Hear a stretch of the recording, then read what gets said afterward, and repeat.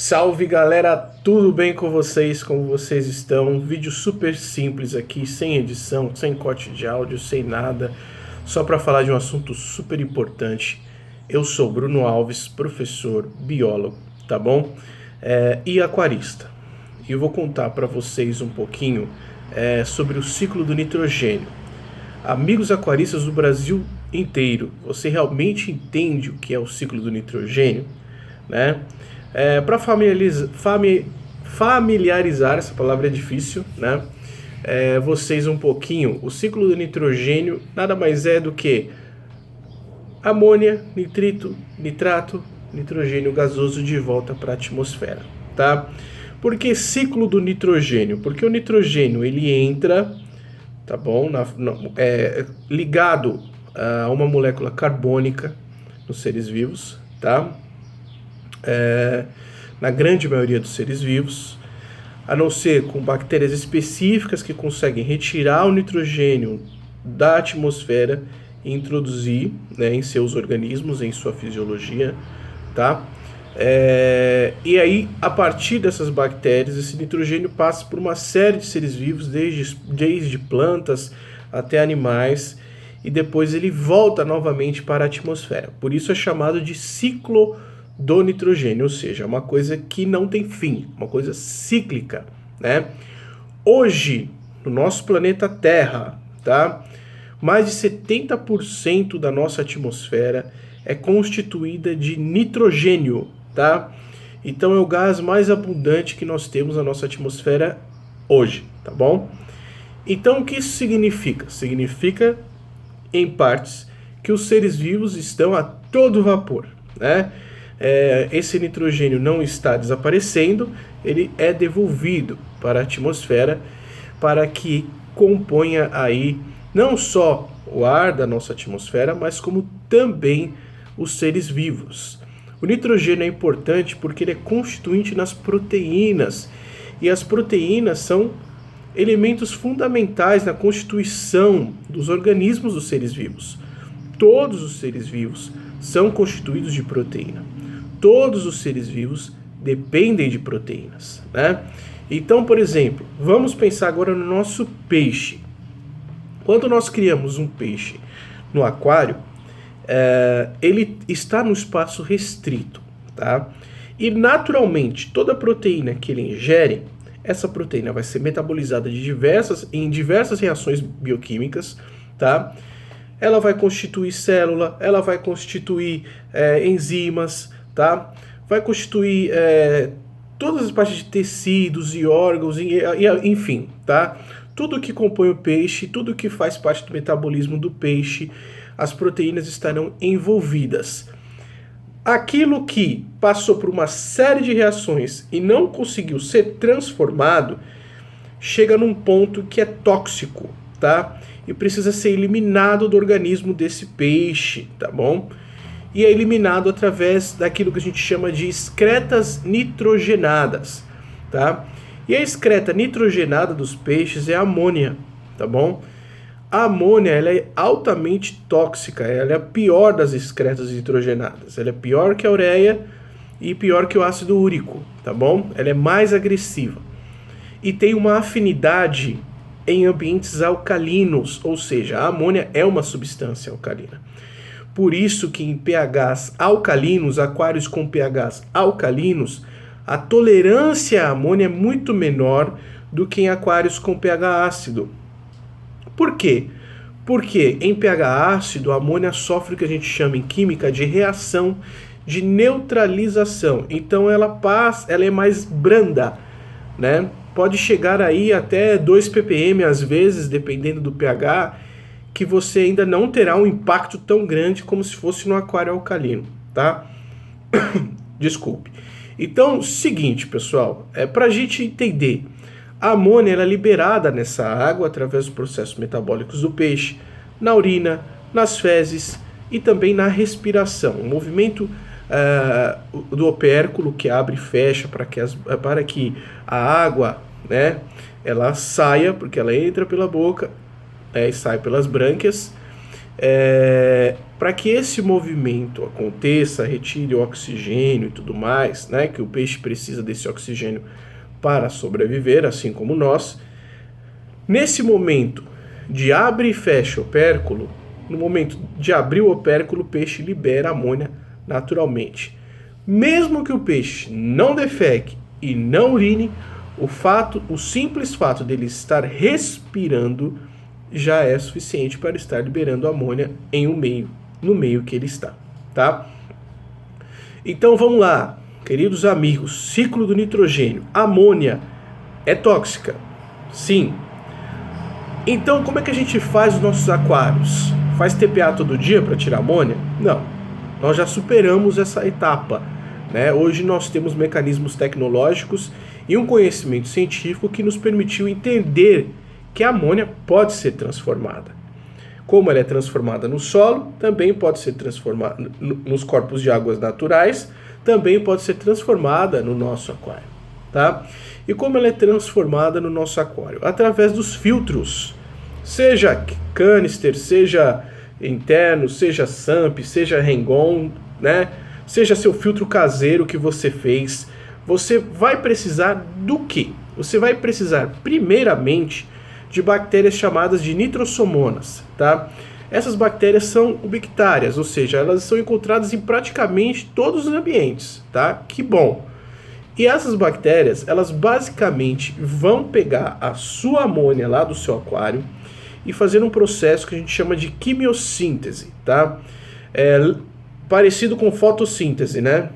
Foto, luz, química, substância química, né? Essa bactéria, ela não come amônia, ela absorve a amônia, aí a amônia é transformada, ela é oxidada, tá? Em nitrito. Essa oxidação gera energia para a bactéria consegue sobreviver, consegue continuar com o seu metabolismo, e a partir daí nós temos a amônia sendo transformada em nitrito, tá bom?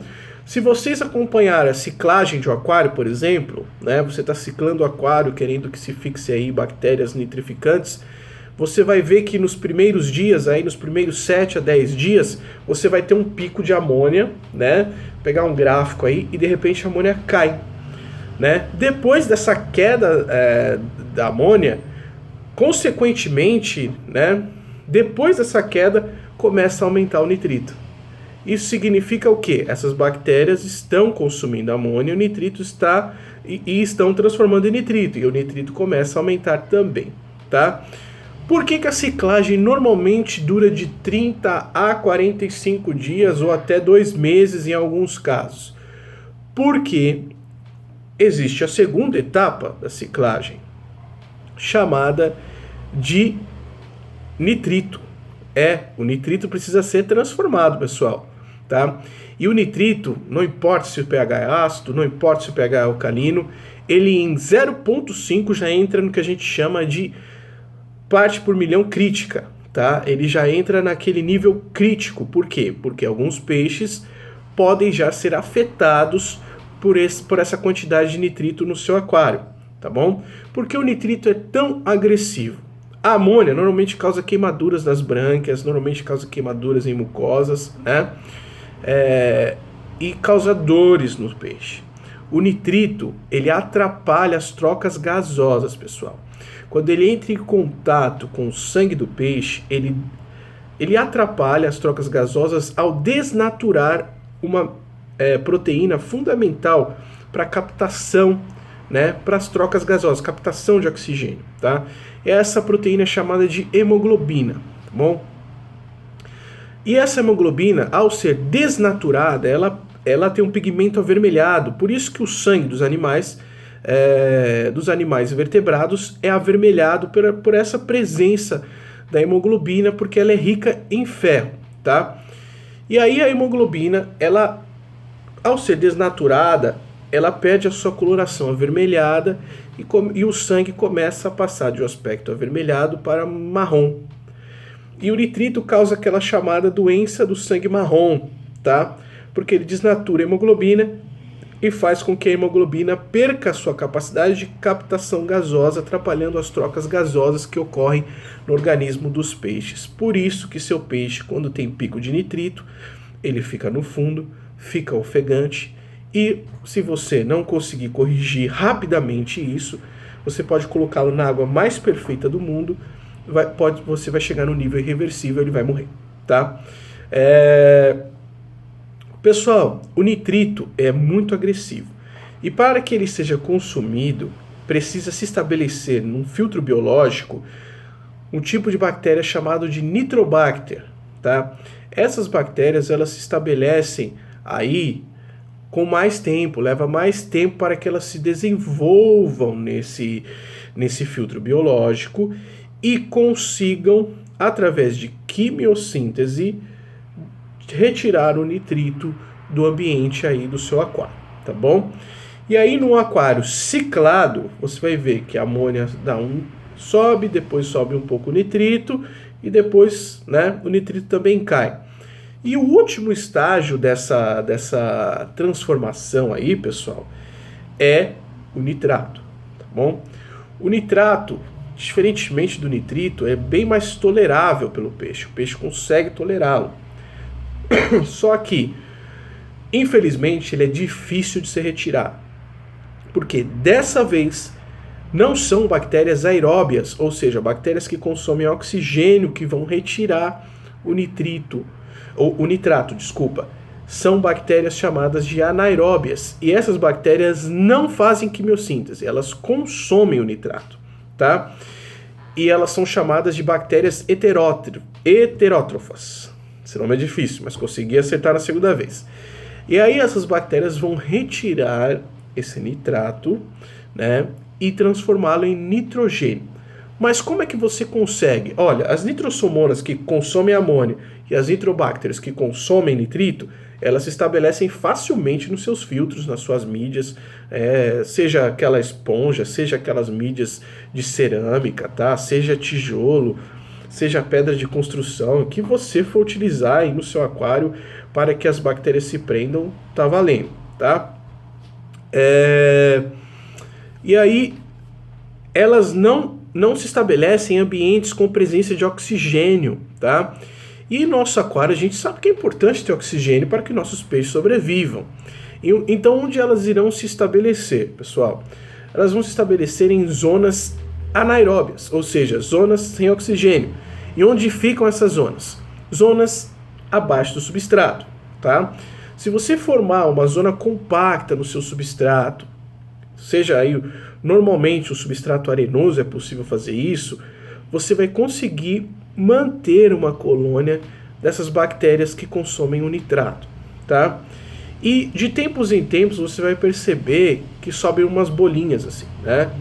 Essas bolhas é o nitrogênio gasoso se desprendendo e voltando para a atmosfera, tá bom?